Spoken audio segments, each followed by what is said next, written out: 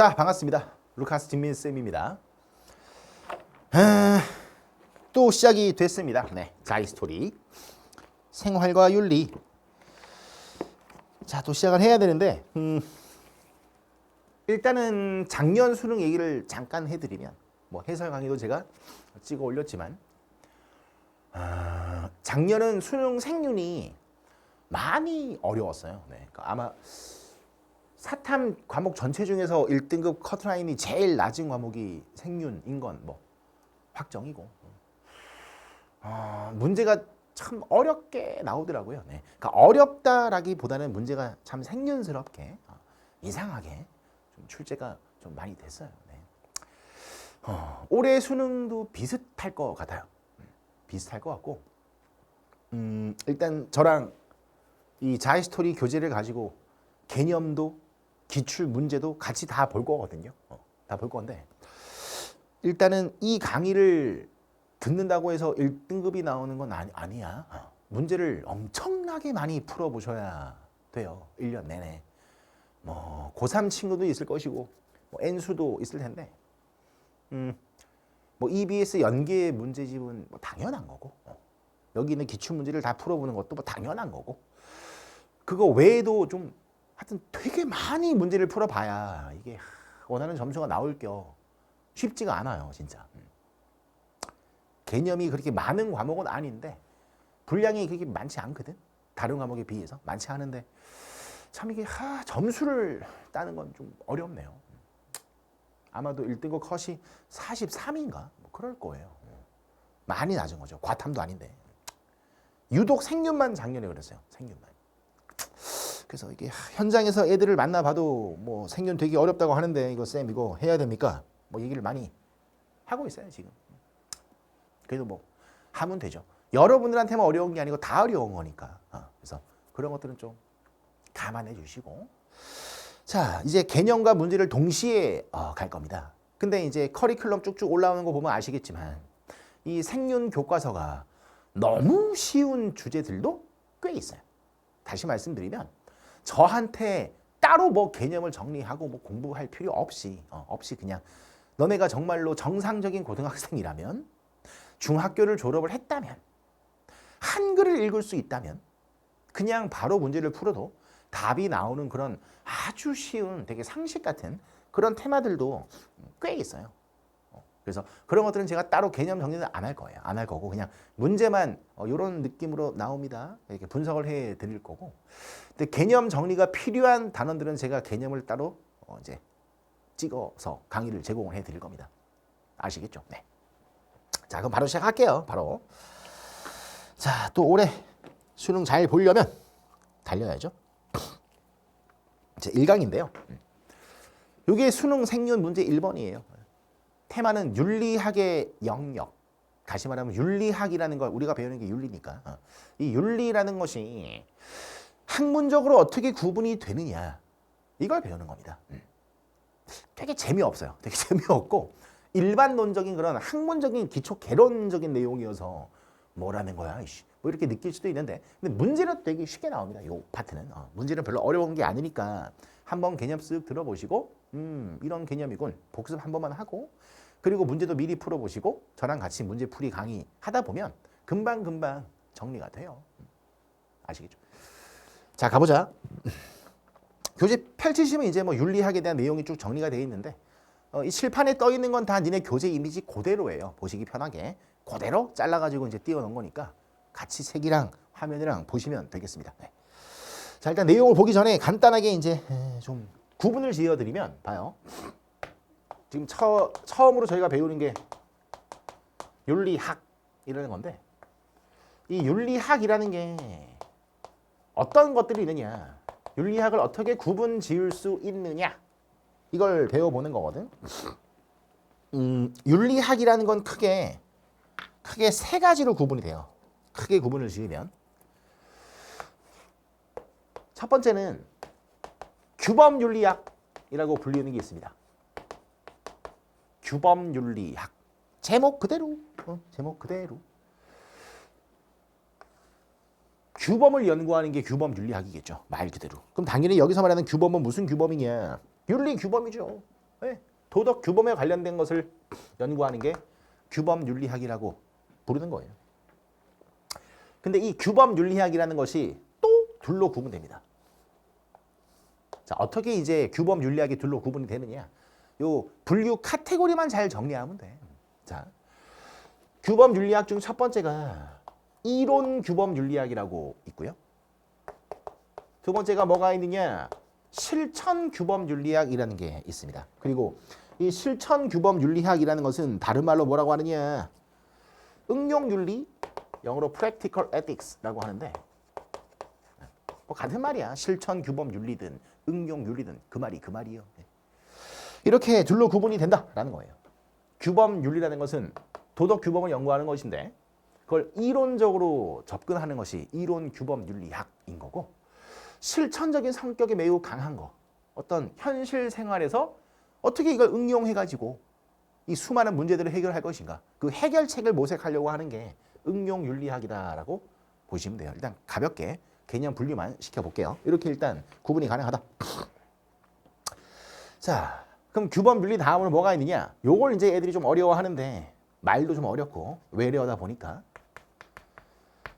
메타 윤리학이라고 있어요. 메타. 우리나라 말은 아니겠죠. 메타 윤리학. 다른 말로 분석 윤리라고도 합니다. 이것은 뭐냐면 메타 윤리라는 것은 특징이 크게 세 가지가 있습니다. 좀 이따가 또 자세하게 교재랑 같이 볼 텐데, 이걸 왜 분석 윤리라고 이제 흔히 얘기를 하냐면, 메타 윤리는 뭐에 관심을 가지고 있냐면 언어적인 의미를 논리적이고 객관적으로 분석하는 것에 주목을 하는 거예요. 언어적 의미. 어떤 윤리학에서 많이 쓰이는 언어, 그러니까 말. 가장 대표적으로 윤리학에서 많이 쓰이는 언어가 뭘까? 가장 대표적인 건 선, 악 이런 거죠. 그렇잖아요. 옳다, 그르다, 정의롭다, 부정의하다. 이런 윤리적이고 어떤 도덕적인 분야에서 많이 사용이 되는 그런 언어, 말. 이런 것들을 언어학적으로 접근하고 그 언어의 의미를 분석을 하는 거예요. 아주 객관적이고 가치 중립적이고 논리적으로. 그래서 말만 윤리학이지 사실 이건 윤리학의 성격은 사실 별로 없어요. 가치 중립적으로 접근하는 겁니다. 언어의 의미만. 오케이? 뭐 이런 걸 연구하는 윤리학도 있구나. 그 정도만 일단 받아들이면 돼요. 그래서 메타 윤리학은 언어적인 의미를 분석을 한다라는 거구나. 알겠다 이거야. 두 번째는 뭘 하냐면 논증, 추론, 연역 같은 것들을 되게 많이 합니다. 그러니까 이른바 3단 논법이라고 해서 윤리적인 명제 이런 것들을 아주 논리적으로 검증도 하고 의미를 추론도 하며 연역도 하고 되게 논리학적인 그런 성격을 띠고 있는 것도 메타윤리학의 특징이자 어떤 탐구 분야, 성격 이렇게 이해를 하시면 돼요. 이건 나중에 문제를 푸실 때 거의 다 외우시게 돼요. 메타윤리학의 가장 큰 특징이 뭐냐? 언어적인 의미를 논증하고 추론하고 연역하는 것이구나. 이렇게 이제 다 외워서 풀거든. 자, 세 번째는 메타윤리학의 또 독특한 특징 중에 하나인데, 윤리라는 것이 과연 순수하게 학문적으로 성립이 가능하냐? 순수 학문적 성립 가능성에 주목을 하는 것이 또 메타 윤리학이다. 이것도 일단은 암기를 해야 될 거예요. 시험을 봐야 되니까. 순수 학문적 성립 가능성에 주목한다. 이게 메타 윤리학의 세 번째 특징이라고 일단 정리만 해놔. 그리고 마지막이 기술 윤리학이라는 게 있어요. 기술. 그러니까 처음 배우시는 분들은 기술? 과학기술, 정보통신기술, 테크놀로지라고 이해를 하는데, 이 한자어 기술이 그 테크가 아니야. 과학기술, 그런 테크놀로지가 아니고, 이 기술은 어떠한 것을 기술하다, 서술하다, 묘사하다, 설명하다 할 때 영어로 describe. 뭔지 알아먹죠? 그 describe라는 뜻입니다. 객관적으로 뭔가를 서술하고, 설명하고, 묘사하는 그런 데에 중점을 두고 있는 것이 바로 기술윤리다. 어떤 관습과 현상 이런 것들을 객관적으로 그냥 기술, 서술, 설명, 묘사 이런 것들에 중점적으로 이제 접근하는 것이 기술윤리학이다. 특징은 객관적으로 서술해보자라는 거죠. 뭐 이런 윤리학도 윤리학이야? 라고 싶으실 텐데 이런 이제 학문 분과가 있다라는 것이고요. 대부분 이 교과서는요. 이론 윤리학과 실천 윤리학의 테마들을 배우시는 거예요. 생유는요. 이 메타 그리고 기술 윤리는 그냥 이런 윤리학이 있다라고 하는 것만 좀 알고 계시면 돼요. 뭐 수능에는 나와요. 보기로도 나오고 제시문으로도 나오는데 이거 뭐 깊이 있게 배우는 과목이 아닙니다. 그래서 윤리학이라는 것은 크게 세 개로 규범윤리, 메타윤리, 기술윤리 이렇게 3등분이 가능하고 좀 세분화 시킨다면 규범윤리학은 이론 규범윤리, 뭐 칸트의 윤리 이론, 뭐 공리주의자 벤담, 밀, 덕윤리, 맥킨타이어, 뭐 아리스토텔레스 어마어마하게 나와. 그 수많은 서양 사상가들의 각종 윤리설, 그들이 주장하는 선과학의 판단 기준, 뭐 인간들의 보편적인 행위 원칙, 뭐 원리, 준거, 기준 이런 것들을 배우는 거예요. 이론 그대로. 오케이? 근데 실천 윤리학이 이제 구체적인 현실적인 이슈를 배우시는 거죠. 그래서 저희 교과서 단원명들이 다 이건데 뭐 예를 들면 뭐 자살 찬성 반대 뭐 이런 거예요. 뭐 안락사, 낙태 찬반론, 사형제도 찬반론, 환경 오염 문제를 어떻게 해결할 수 있을까? 또는 뭐 저작권이라는 걸 법적으로 보호할 거냐 아니면 그냥 무료로 풀 거냐 이런 우리 현실 생활에서 우리가 다 맞닥뜨리고 있는 그런 현실적인 주제들을 배워보시는 겁니다. 그래서 그나마 애들이 좀 덜 지루해하고 일상생활의 이야기가 많이 나오다 보니까 조금 뭐 재미도 느끼고 해요.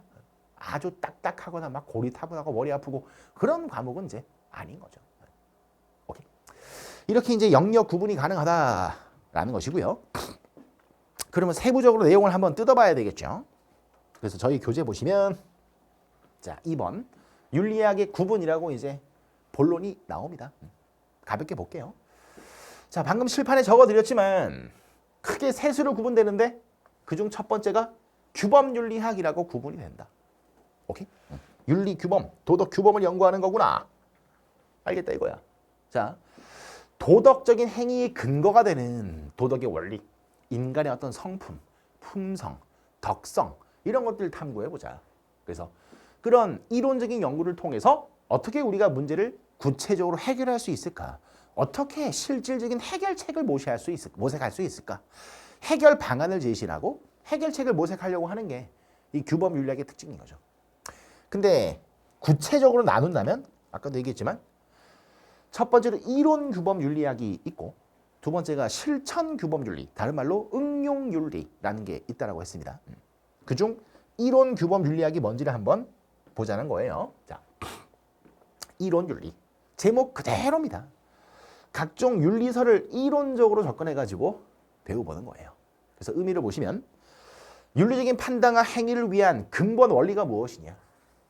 자, 윤리적 판단과 윤리적 행위라는 건 말 그대로 인간의 가치가 함축되어 있는 어떤 행위를 봤는데 이건 윤리적으로 선하군. 정의롭고 옳은 일을 했어. 야, 네가 사람인데 어떻게 그런 일을 할 수가 있냐. 그러면 안 되지 뭐. 우리는 선과 악, 옳고 그름, 정의와 부정의 이런 것들을 판단할 때 기준이라는 게 있습니다. 말로 설명하기 힘들어도 거의 무슨 본능적으로 누구나 그런 것들을 다 가지고 살죠. 그잖아요. 그런 판단 기준, 원리, 원칙 이런 것들을 탐구하는 게 이론 윤리인 거예요. 네. 판단과 행위를 할 때 어떤 기준과 근본 원리, 원칙이 필요한가? 선과 악의 판단 기준이 무엇인가? 이런 것들을 이론적으로 접근하고 탐구하는 것이 이론 규범 윤리학이다. 줄여서 그냥 이론 윤리학이다라고 부르는 거예요.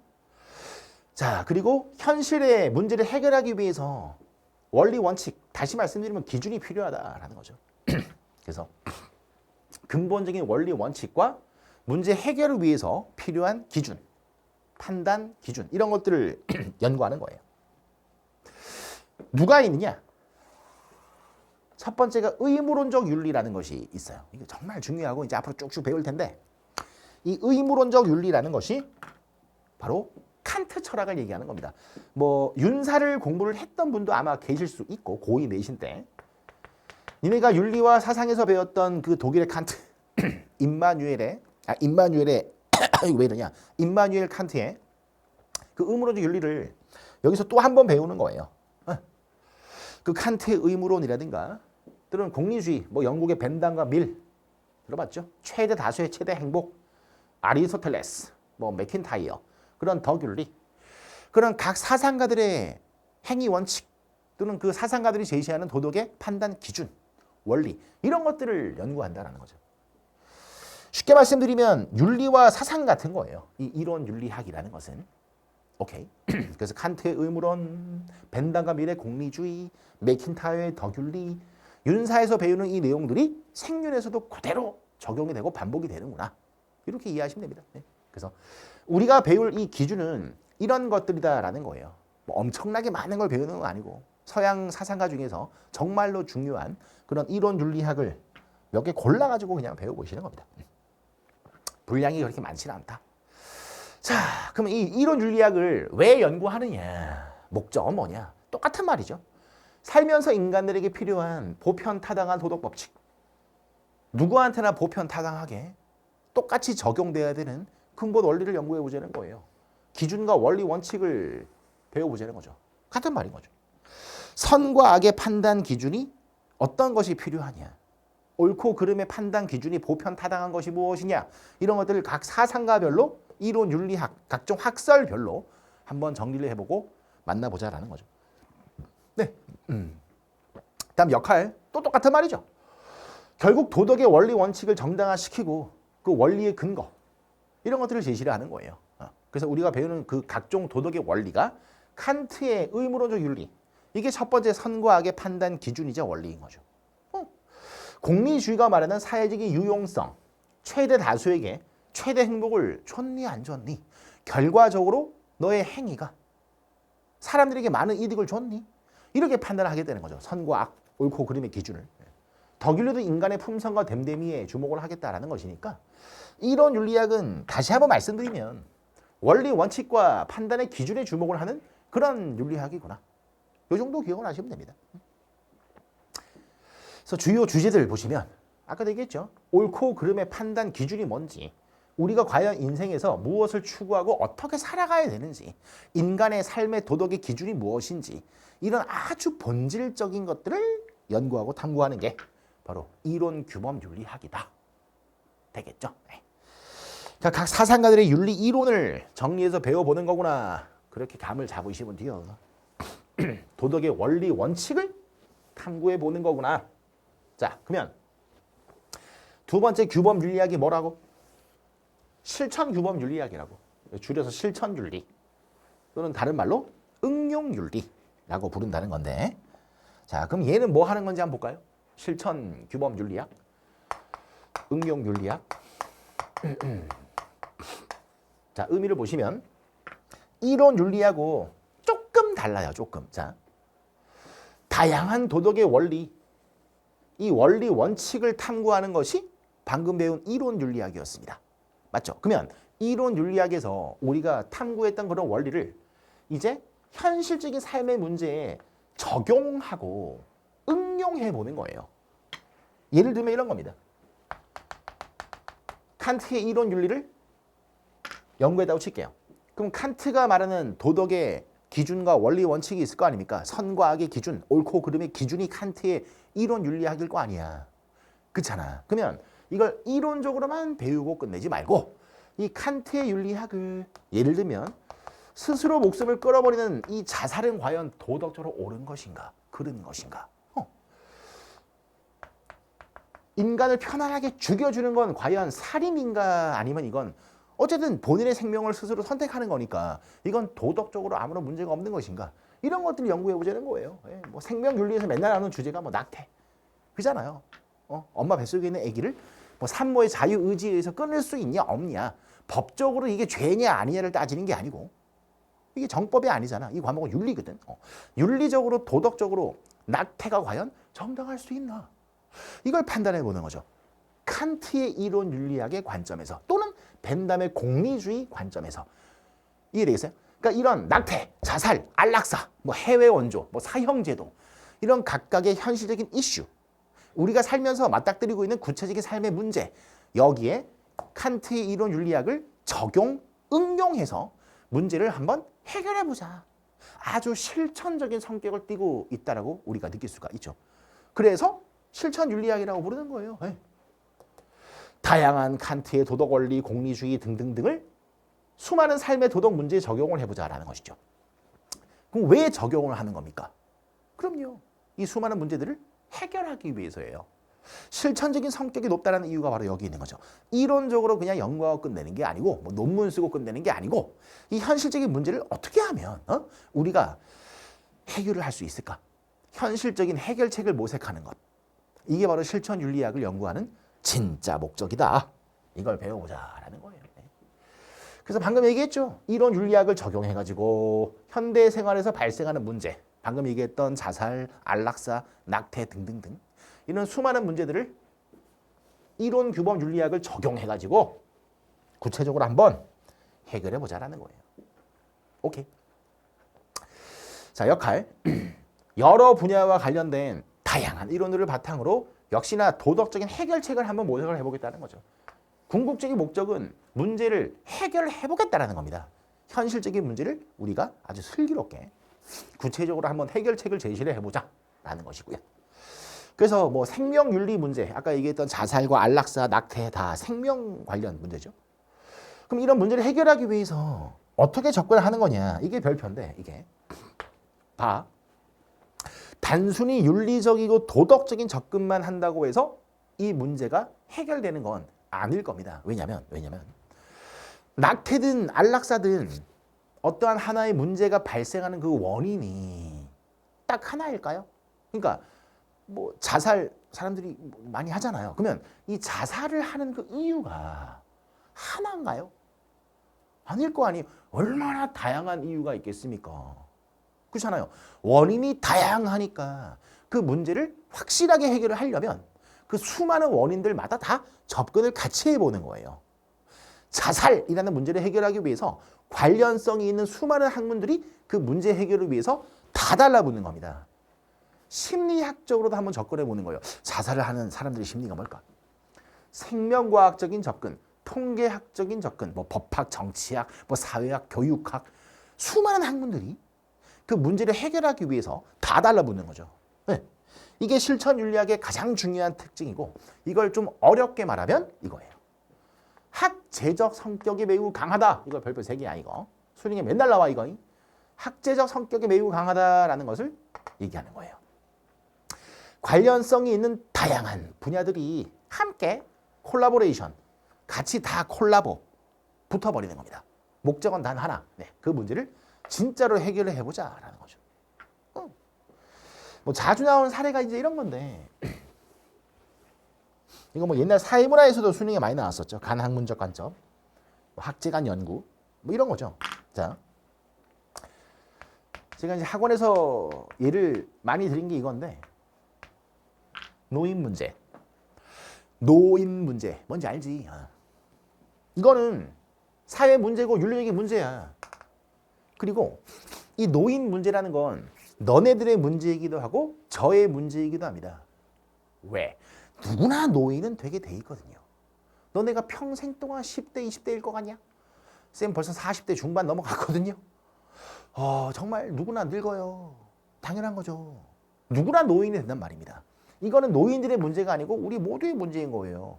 왜? 누구나 노인이 될 테니까. 그럼 당연히 이건 해결을 해볼 만한 가치가 있는 거죠. 모두의 문제니까. 그죠? 근데 이 노인들의 문제가 발생하는 그 이유가 단순하지 않잖아요. 그잖아요. 되게 다양한 원인에 의해서 노인 문제가 발생을 한단 말입니다. 그러면 문제의 원인이 다양하니까 확실하게 해결책을 제시하려면 여러 학문들의 접근이 요구될 수밖에 없어요. 원인이 다양하니까. 그래서 아까도 잠깐 봤지만 뭐 예를 들면 노인들의 문제가 심각하다고 하는데 그럼 심리학적으로 한번 접근을 해보는 거예요. 노인들이 소외받는 그 심리가 어떤 뭐 특성이 있을까? 왜 노인들은 소외를 받을까? 이런 것들을 심리학자들이 본인의 전공인 심리학적인 접근을 통해서 노인 문제의 심리를 연구를 하는 겁니다. 그럼 심리적인 접근만 하면 해결되느냐? 그럴 리가 없죠. 뭐 또 간단하게 말하면 뭐 돈이 없으니까. 그렇잖아요. 다 은퇴하시고 모아둔 돈도 별로 없고 살기 쪼달리니까 노인들이 이제 소외감도 들고 몸이 아파도 병원도 못 가고 등등등 수많은 문제가 생길 거 아닙니까? 그럼 경제학자들은 경제적으로 한번 접근을 해보는 거예요. 뭐 실버 산업 육성이라든가 아니면 아주 나이가 많으신 분들을 다시 한번 재취업시킬 수 있는 그런 뭐 고용 환경이라든가 그런 경제 구조적인 경제학적인 접근도 한번 해보면 노인 문제 해결을 위해서 여러 가지 어떤 대책이 수립될 수 있지 않을까요? 그죠? 뭐 법학자들도 그럼 노인들의 법적인 지위를 위해서 어떤 연구를 할 것인가? 정치학자들도 그럼 공공 정책 같은 것들을 어떻게 한번 정치권에서 만들어 볼 것인가? 사회학적인 측면도 접근이 될 수 있겠죠, 뭐. 그렇잖아요. 교육학자들도 평생 교육의 시대인데 그럼 노인들이 평생 교육의 즐거움을 느낄 수 있게 하기 위해서 뭐 어떤 교육 커리큘럼, 어떤 평생 교육 학습 모델이 필요할까? 되게 다양한 분야의 학문들이 다 달라붙는 겁니다. 뭘 위해서? 네, 이 노인 문제를 해결을 하기 위해서요. 이해가 되겠죠. 이게 간학문적 관점 또는 학제적 성격이 매우 강하다라고 얘기를 하는 거예요.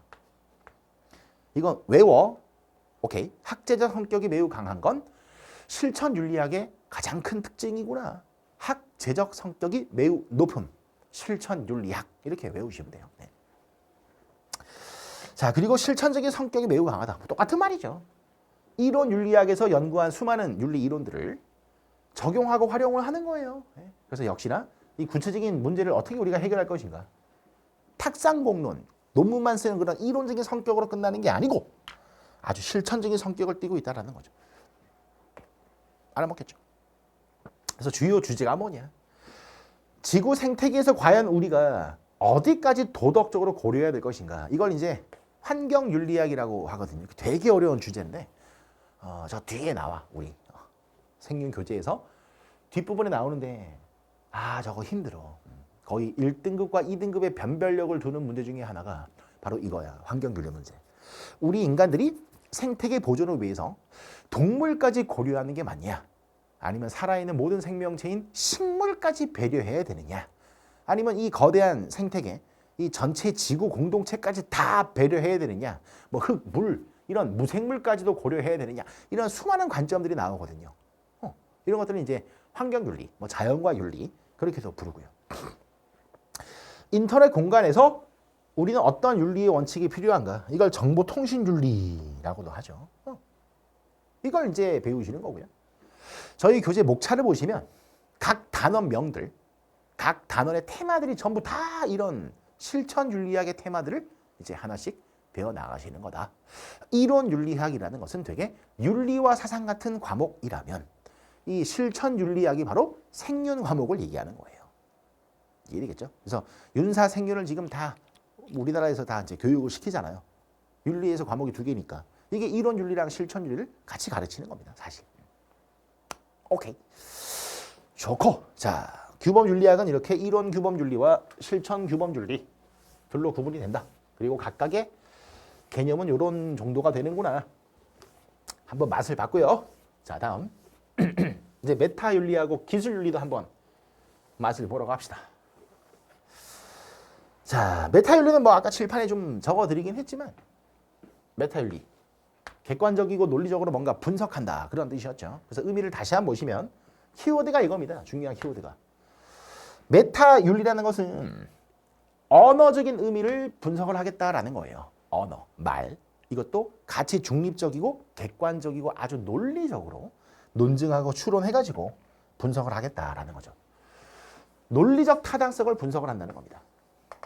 그래서 다시 한번 적어드리면 메타윤리는 논증과 추론 그리고 제일 어려운 말 중에 하나가 연역이죠. 논리학적인 연역. 여기에 주목을 하고 이걸 되게 많이 해요. 언어의 의미를 논리적으로 검증하고 분석을 하는 것이 메타윤리라는 거구나. 다음. 자, 보세요. 별표. 아까 실판에 적어드린 거죠. 메타윤리학은 윤리학이 과연 순수하게 학문적인 성립이 가능한가? 윤리학의 학문적 성립 가능성을 따져보는 것이 메타윤리학의 특징이자 궁극적인 목적이라고 볼 수가 있습니다.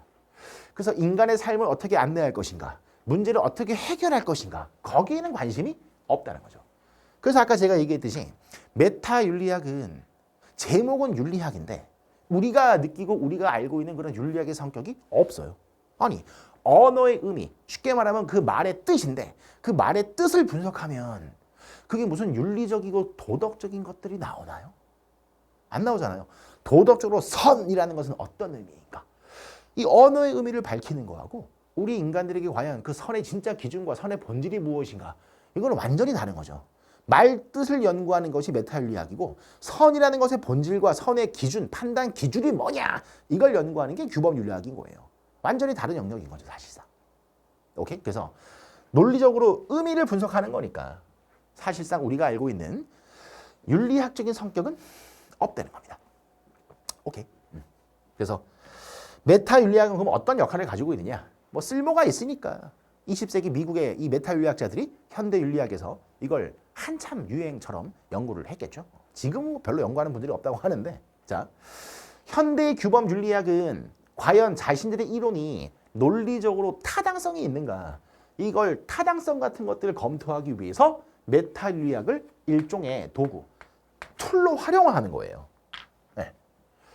논증, 추론, 연역 같은 걸 중점적으로 하는 것이니까 이런 규범 윤리학에서 각종 이론을 연구하고 해결책을 제시할 때 이게 과연 이게 논리적으로 타당성이 있나? 이런 것들을 객관적으로 검토해 볼 필요는 있잖아.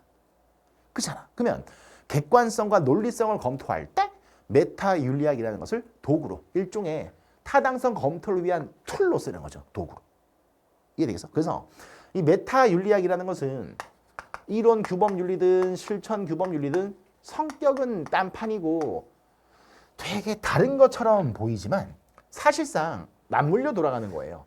규범윤리학자들도 메타윤리학을 도구적인 툴로 활용할 수가 있는 거죠. 다 상호 보완적이고 상호 조화로운 그런 관계 속에 있다. 이해되겠죠? 다음요. 주요 주제들 또 나오죠. 옳다와 그르다의 의미, 언어적인 의미가 뭐냐? 이걸 분석을 해보겠다는 거예요. 말, 뜻, 언어의 의미를 논리적으로 타당성도 검토를 하고 분석을 한번 해보자라는 거죠. 또는 선하다, 악하다는 것의 의미가 뭐냐? 전부 다 언어학적인 의미를 분석하는 것이 메타윤리학의 특징이구나. 골 때리는 학문이구나. 오케이? 감만 잡으면 됩니다. 네. 자, 다음 마지막이 기술윤리인데요. 이건 테크놀로지가 아니라 그랬어. 객관적인 서술, describe, 묘사하다, 설명하다 그 기술이야. 그래서 특정 시대의 관습, 규범, 각종 현상, 관행 이런 것들을 객관적으로 기술하고 심심해서 한문을 쓴 게 아니야. 그 기술이 과학 기술이 아니라는 걸 지금 한문으로 보여주고 있는 거야. 객관적으로 가치 중립적으로 서술, 기술, 뭐 설명, 묘사하겠다라는 겁니다. 중요한 건 객관적 기술이라는 것입니다. 어떤 현상과 관습에 대해서 설명하고 묘사하고 서술을 할 때 어떤 가치관, 주관 이게 개입이 되면 이건 올바른 기술윤리학적인 서술이 아니라고 보는 거예요. 객관적인 서술이 필요하다라고 보는 겁니다. 그러니 기술된 현상들 간의 인과관계를 설명하는 것이죠. 인과적인 설명. 설명이든 서술이든 기술이든 다 객관적인 성격을 강조한다는 것은 공통된 특징이라고 볼 수가 있죠. 그냥 객관적으로 설명을 하는 게 기술윤리구나 라고 보시면 돼요.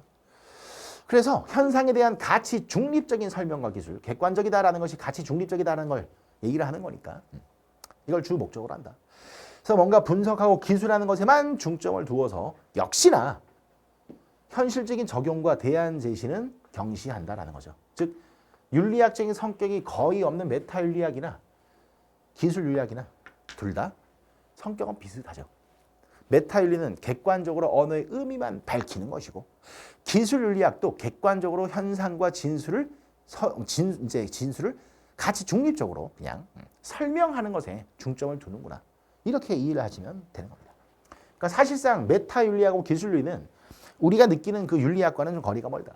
성격 자체가 많이 좀 틀리다라는 것이죠.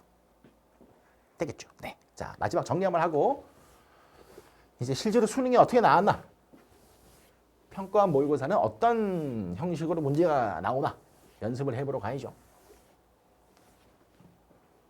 자, 보세요. 그래서 윤리학은 크게 세 개였죠. 이론윤리, 실천윤리 묶어서 규범윤리라고 부른다. 그럼 이론윤리는 주로 뭘 연구하는 것이다? 도덕적인 판단의 기준, 원리, 원칙을 탐구하는 것이다. 그래서 보편적이고 누구한테나 타당한 그런 도덕의 법칙, 원리, 원칙, 규칙 이런 것들을 탐구해 보겠다라는 거죠. 그래서 칸트든 벤담의 공리주의든 그런 보편 타당한 도덕 행위의 원리 원칙을 연구하는 것이 규범 윤리구나. 이제 이론 윤리학에 해당이 되는구나. 그럼 실천 윤리는 뭐냐? 가장 중요한 키워드는 아까 해결책을 모색한다였죠. 그러니까 이 이론 윤리학을 적용해가지고 실제 문제를 해결해보자.